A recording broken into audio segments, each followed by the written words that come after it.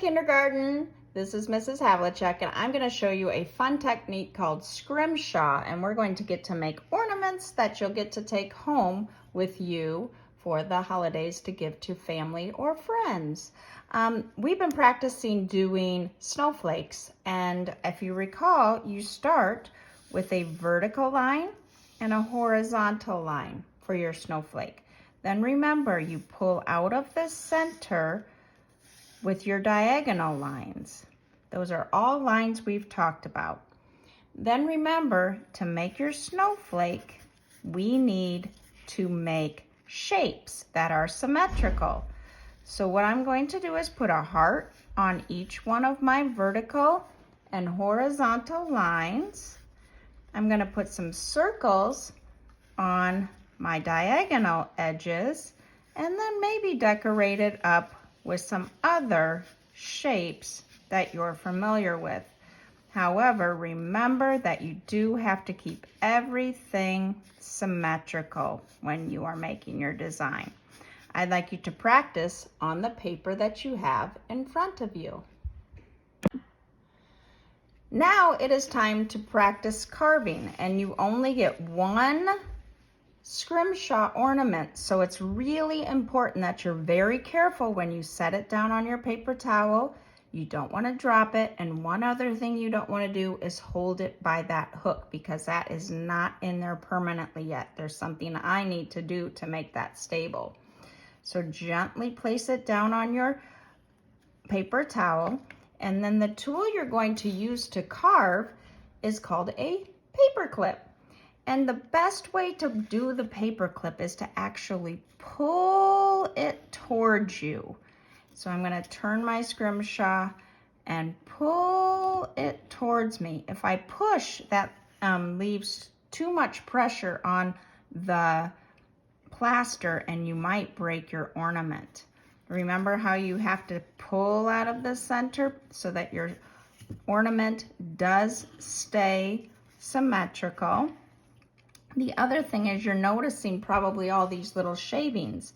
Gently just take it upside down and give it a little tap, but do not tap it on the table or you will break your ornament.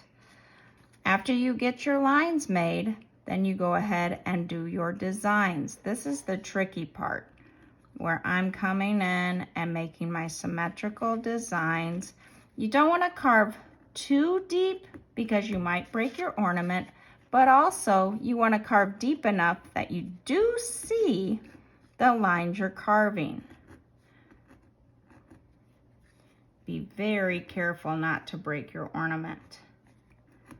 Do not blow those shavings because they could get in a friend's eye and that would not be nice. So we need to keep very careful and be responsible not to do that, please. Again, just kind of shake off your dust onto the paper towel to keep it neat. I think that my design is ready for the next step. So the next step is to begin watercolor paints. And with our watercolor paints, you want to be very careful, have your watercolors right next to your water, and you only want to use the cool colors on this. The reason we're using the cool colors is because we're supposed to make it look like a snowflake. So I'm just gonna mix my cool colors and kind of go around in a circle to paint the whole ornament. You can do only one color if you want, or you can use all three of the cool colors. Again, if you dance around in the paint like this more, it's gonna make a darker color.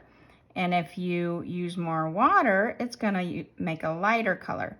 You actually want your paint to go into the cracks of your carving of your Scrimshaw. This technique was used many, many years ago by the whalers and the pirates. And what they did is they used this method of carving into whale bones and walrus tusks. They would draw pictures of what they were trying to trade and sell to each other because they couldn't use the same language, so it was their way of communicating through pictures to show what they were trying to sell.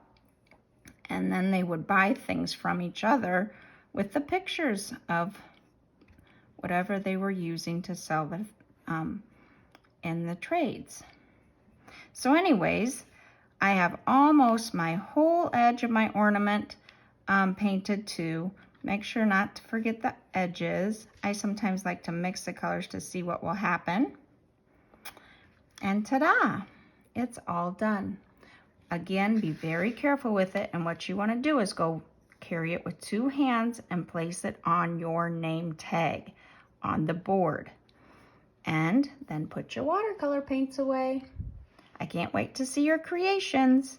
I will put a ribbon on it, and I will also put a shiny coat of varnish over the top of it before I give it back to you so that you can share this with your families for the holidays. I hope you had fun.